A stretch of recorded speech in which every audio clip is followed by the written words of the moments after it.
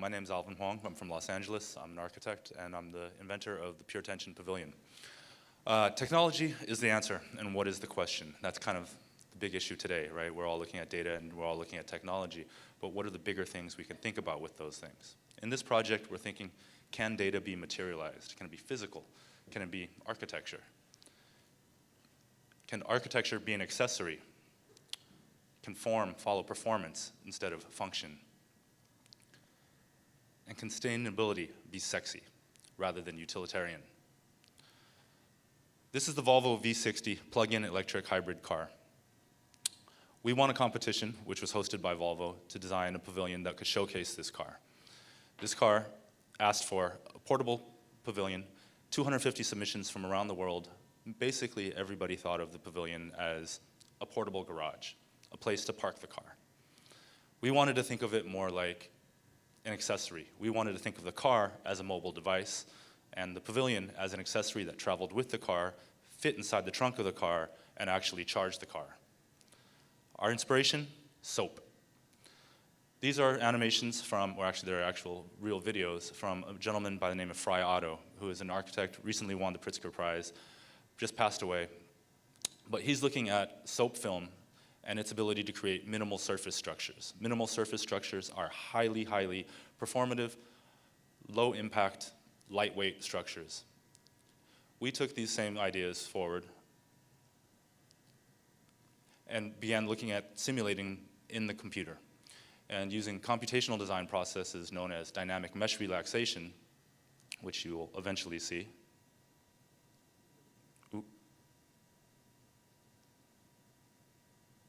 Here we go. All right, so that's dynamic mesh relaxation.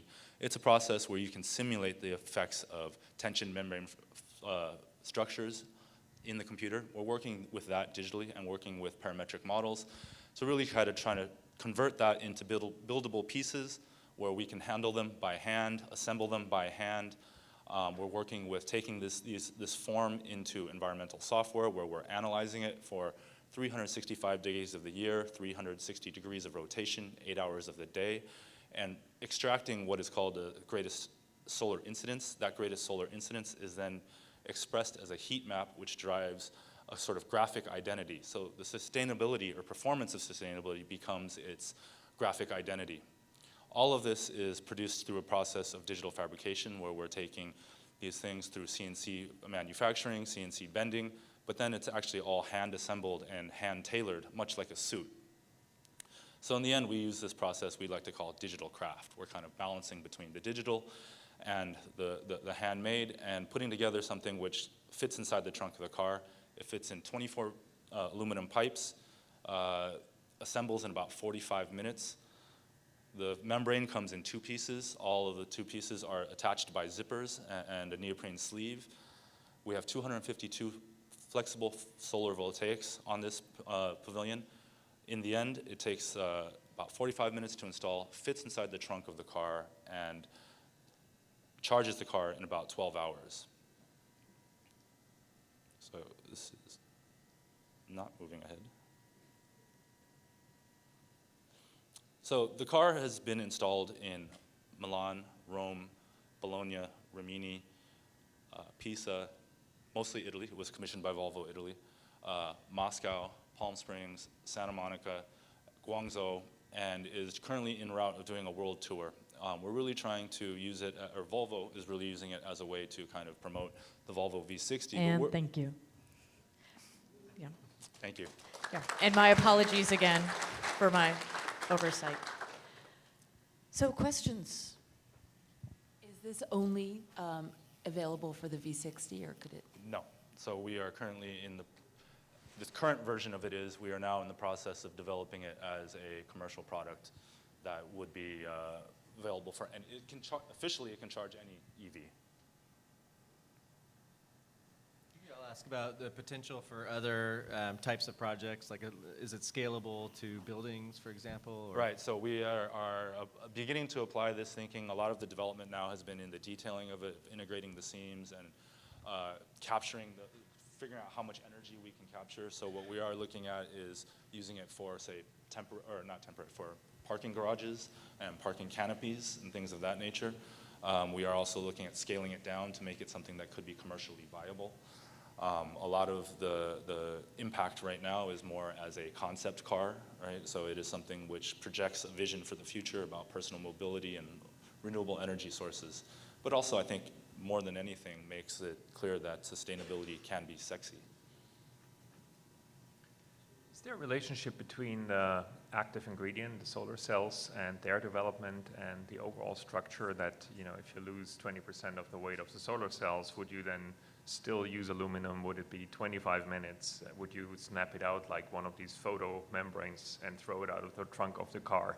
I mean, how are those two related in terms of weight? In terms of weight, we're using a flexible PV by a company called Ascent Solar, and so we're constrained by their technology right now. What we have done with them is developed it so that they can be cut into custom shapes. Before we had to use their specific given shape. Now we're developing the ability to do custom ones, but this is one where as the technology advances, same with the lithium battery, as the battery advances, as the solar cell advances, then the applications become far more powerful. It seems like time is a major factor in your overall design consideration, and time being sexy. Deployment of a device that takes how many minutes to? 45. 45 minutes to put out. How are you thinking about that? I mean, in terms of rapid deployment versus putting the big tent together that So the original idea was that it was going to pop open like a laundry hamper, and we were looking at using carbon fiber tubes. The budget obviously did not allow for that, as well as the fact that our structural engineers thought we might kill someone. So we have to remember that this project started as a response to doing a garage and was comparable to something that could be done in a day. And we got that down to 45 minutes. So we are now very conscious of that and thinking about time as an issue. But also I think the whole sexy issue, I think as a kind of iconic piece commissioned by Volvo, what was important for us was that it did something which Tesla does, which is they've actually said that electric cars don't have to be ugly. And there is value in that. So, having watched the news this morning and seeing what's happening with the flooding in South Carolina, I can't help but think about there's terrible flooding in South Carolina, and many people don't have power. So I can't help but equate what you're talking about with the need for power and your ability to hypothetically produce it quickly. To what extent have you talked about that internally, or do you have plans to? So we've not looked at it as something for disaster relief. We have, although it would be very applicable.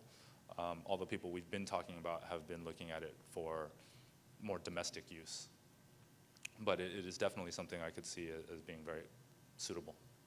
Excellent. Thank you.